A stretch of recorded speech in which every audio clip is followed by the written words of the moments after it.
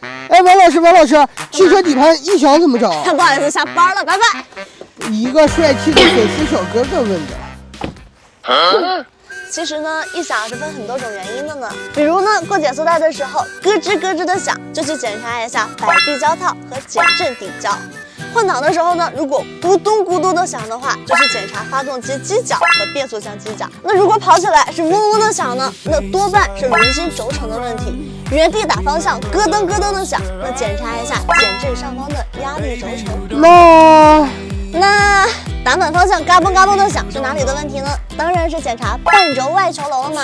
等什么呢？点小心心啊！真是的，走啦，拜拜。